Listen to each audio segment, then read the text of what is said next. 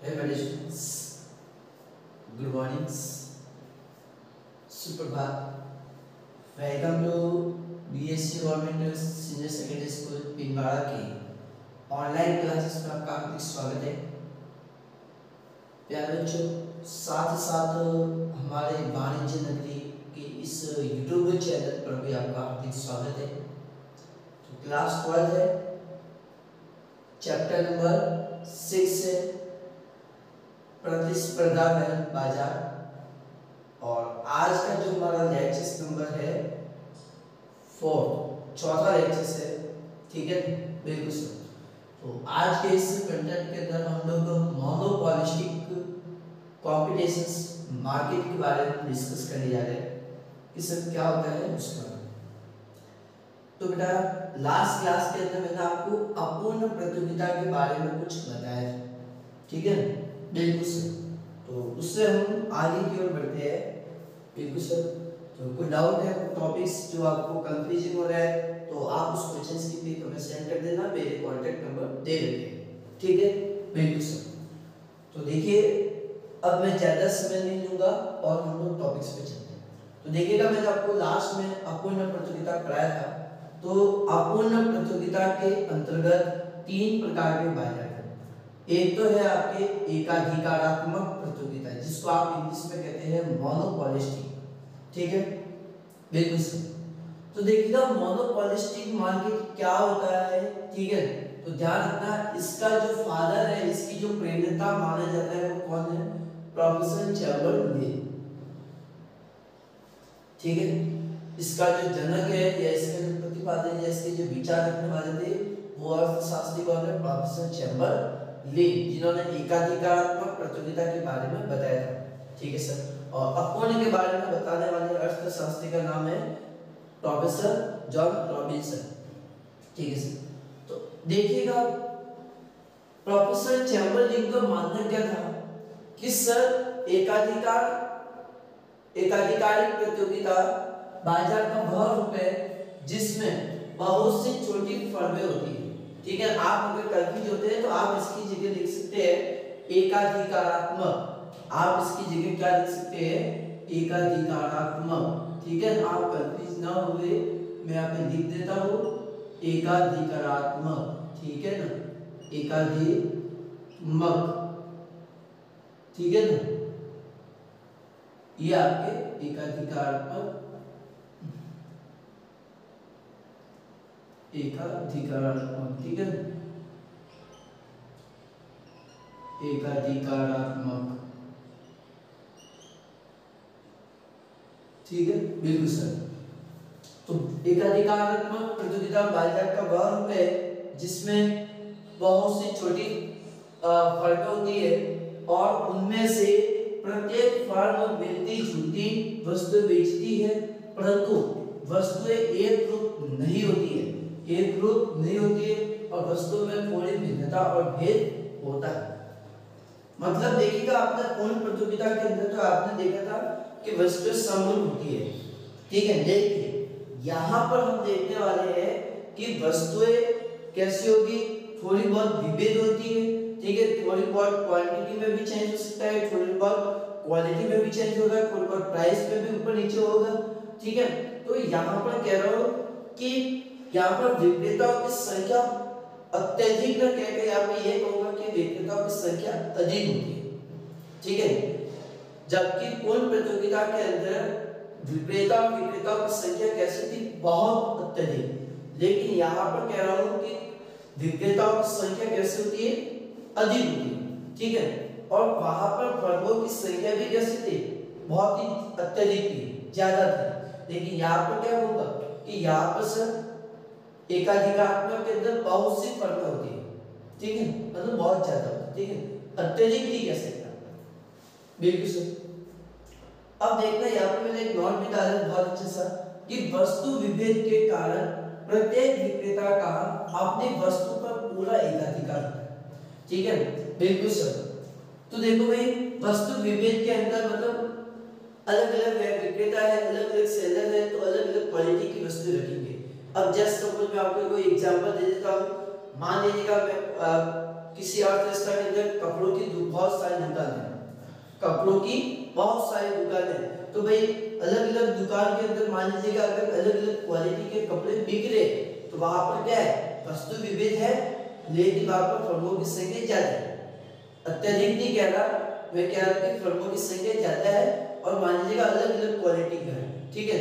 तो अलग अलग क्वालिटी का है तो अलग अलग विक्रेता अलग अलग प्राइस भी रखेगा, कोई 40 रुपए में बेचेगा, कोई 45 रुपए, कोई 50 रुपए, 35 रुपए बेचेगा, तो हर एक की प्राइस अलग अलग भी हो सकती है।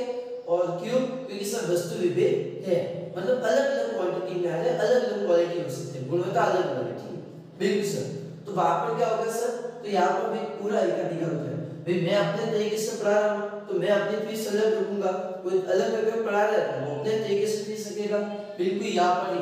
और वह वस्तु की कीमत को प्रभावित कर सकता है, भाई मैं जैसी क्वालिटी दे रहा हूँ उसके आधार पर मैं अपनी प्राइस रख सकता हूँ, क्योंकि ये फर्में क्या है, सब मिलती जुलती वस्तु बेचती है।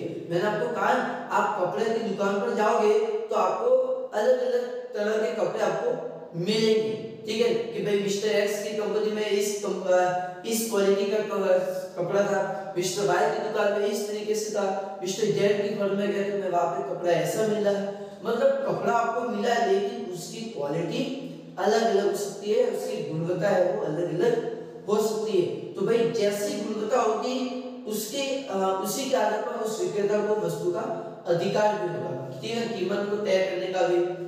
तो इसीलिए इन एकाधिकारी विक्रेताओं में, इन एकाधिकारी या इन एकाधिकारत्मक विक्रेताओं में प्रतियोगिता कैसे होती है, तीव्र होती है। तो ऐसी स्थिति को क्या कहते हैं, चैम्बरलिन ने एकाधिकारत्मक प्रतियोगिता कहा गया। समझ में आया? ठीक है सर। उसके बाद मैं कह रहा हूं कि एकाधिकारात्मक प्रतियोगिताओं की विशेषता, एकाधिकारात्मक प्रतियोगिताओं की विशेषता है। तो अब ध्यान रखना कि इसमें विशेषताओं के अंतर्गत पहली विशेषता में क्या देखना, आपको कॉन्सेप्ट क्लियर हो जाता है तो आप कहीं कोई भी विशेषता बना सकते हैं, ठीक है। अब यहाँ पर मैं कह रहा हूँ कि पहली विशेषता क्या है कि सर विक्रेताओं की संख्या क्या है, अधिक है, विक्रेताओं की संख्या क्या है, अधिक है, लेकिन पूर्ण प्रतियोगिता से क्या होगी, कम। पूर्ण प्रतियोगिता के अंतर्गत कैसे थी, मतलब पूर्ण प्रतियोगिता के अंदर x के समानांतर होती थी, ठीक है, लेकिन यहाँ पर क्या है, कम होती है। फिर सेकंड कह रहा वस्तु विभेद पाया जाता है, यहाँ पर अलग अलग क्वालिटी की अलग अलग वस्तुएं होती है। तीसरा है कि उद्योग में फर्मों का निर्बाध प्रवेश और बहिर्गमन स्वतंत्र होता है। यहाँ पर कह रहा हूँ भाई पूर्ण प्रतियोगिता के अंदर भी मैंने आपको बताया था कि फर्मों का प्रवेश और बहिर्गमन कैसा होता है, स्वतंत्र। यहाँ पर भी स्वतंत्र है लेकिन पूर्ण प्रतियोगिता की तुलना में कम होगा यहाँ, ठीक है। यहाँ पर सभी फर्में आसानी से प्रवेश और नहीं कर सकती, बहिर्गमन नहीं कर सकती, लेकिन कम होगी, ठीक है, होगी लेकिन कम होगी। जबकि एकाधिकार के अंदर तो आपने देखा था भी आधार पर प्रतिबंध लगा हुआ है इसी। फिर कह रहा हूँ कि मांग ऊपर है वो कैसा होता है, AR है जो ऋणात्मक तार वाला होता है, कैसा होता है, ऋणात्मक तार वाला होता है। मैंने आपको बताया भी था कि भाई ये आपके AR नंबर है, ये आपके AR नंबर और ये आपके MR नंबर, तो ये कैसा होता है, बाएं से दाईं ओर, ऊपर से नीचे की ओर, मतलब ऋणात्मक होता है, ठीक है, बिल्कुल सर। तो प्रत्येक फर्म का अपनी वस्तु के उत्पादन पर एकाधिकार होता है, ठीक है। मैं जैसी गुणवत्ता रखूंगा, मैं जैसी क्वालिटी रखूंगा, उसी तरीके से मेरी उस वस्तु पर पूरा एकाधिकार बना रहेगा। वस्तु विभेद होने के कारण विक्रेता कीमत को प्रभावित कर सकता है, ठीक है। अगर वस्तुओं के अंदर अलग अलग क्वालिटी मिल गई तो अलग अलग सेलर उसकी प्राइस को तय कर सकता है कि मुझे क्या प्राइस रखनी है, ठीक है, बिल्कुल सर। फिर दीर्घकाल में फर्मों को केवल सामान्य लाभ ही होता है, बिल्कुल सर। जो लॉन्ग टर्म पीरियड होता है तो उसमें कैसा लाभ होगा, आपको सामान्य लाभ होगा। ये किसमें कह रहा हूँ, एकाधिकारात्मक के अंदर। जबकि आपको मैंने लास्ट में पढ़ाया था कल, मतलब एकाधिकार के अंदर कि एकाधिकार के अंदर तो कैसा था आपको असामान्य लाभ, लेकिन यहाँ पर कह रहा हूँ दीर्घकाल के अंदर एकाधिकारात्मक में कैसा लाभ होगा, सामान्य लाभ, ठीक है, बिल्कुल सर। फिर ये कीमत निर्धारक होती है और एक कह रहा है कि सभी फर्में सदस्य किंतु स्थान पर वस्तु उत्पन्न होती है। स्थान पर का मतलब यहाँ पर जैसे कि कपड़ों की दुकान है तो भाई कपड़ों की दुकान बहुत सारी है, तो यहाँ पर ये कपड़ा पसंद है तो उसके स्थान पर आप कोई दूसरा कपड़ा ले सकते हैं, ठीक है। मैंने आपको बताइए भाई मान लीजिएगा कोई 10 व्यक्ति है, अब 10 व्यक्ति क्या है कि सब तो कपड़ों की दुकान खोलते हैं, तो भाई हर सब ने कपड़ों की दुकान खोल दी है। अब भाई किसी ने इस क्वालिटी का कपड़ा रखा, किसी ने उस क्वालिटी का रखा, अलग अलग क्वालिटी के कपड़े रखे। अब मान लो किसी को कोई क्वालिटी का पसंद नहीं आए तो दूसरी कंपनी में जाएगा, दूसरी दुकान पर जाएगा, वो वहां से वस्तु खरीद के आएगा। मतलब वहां पर क्या हो गया, स्थान पर वस्तु उत्पन्न हो गई। एक वस्तु पसंद है या एक वस्तु की प्राइस बढ़ी तो उसका वो उपभोक्ता अगर उस वस्तु को छोड़कर दूसरी वस्तु को ला रहा है तो मतलब यहाँ पे क्या होगा, स्थान पर वस्तु उत्पन्न होगी। ठीक है, तो ये तो मैंने आपको बताया एकाधिकार प्रतियोगिता की विशेषता। देखना आपको जैसे कि कॉन्सेप्ट क्लियर हो जाता है तो आप उसी के आधार पर आप अंतर भी बना सकते हैं, उसकी विशेषता भी बना सकते हैं, ऐसे याद रखने की आवश्यकता नहीं होती। अब हम देखते हैं सर कि पूर्ण प्रतियोगिता और एकाधिकारत्मक प्रतियोगिता के अंतर्गत क्या डिफरेंस है। पूर्ण प्रतियोगिता और एकाधिकारत्मक प्रतियोगिता में क्या अंतर है, फिर देखेंगे कि सर एकाधिकार और एकाधिकारत्मक प्रतियोगिता में क्या अंतर है। ठीक है, तो इस टॉपिक्स पर हम चलते हैं, एक बार उसको नोट करो तो चलेगा। अब कुछ अंतर भी हम लोग पूरा कर देते हैं और उसके बाद में आज का लेक्चर में कंप्लीट कर रहा हूँ। तो देखना पहले कह रहा हूँ मैं पूर्ण प्रतियोगिता और एकाधिकारात्मक परफेक्ट कॉम्पिटिशन मार्केट और मोनोपोलिस्टिक मार्केट के अंदर क्या डिफरेंस है। तो ध्यान रखना इसमें विक्रेताओं की संख्या बहुत अधिक होती है, इसमें विक्रेताओं की संख्या बहुत ज्यादा होती है, जबकि इसमें केवल ज्यादा होती है। इसमें बहुत अधिक है, इसमें क्या लिखा है बहुत अधिक है, जबकि इसमें केवल लिखा है अधिक। ठीक है, मतलब ज्यादा होती है लेकिन इसमें बहुत ज्यादा होता है, अधिक। दूसरा अंतर आप कहोगे कि सर इसमें वस्तु कैसे होती है समरूप, जबकि इसमें वस्तु विविध होती है। ठीक है, बिल्कुल सही।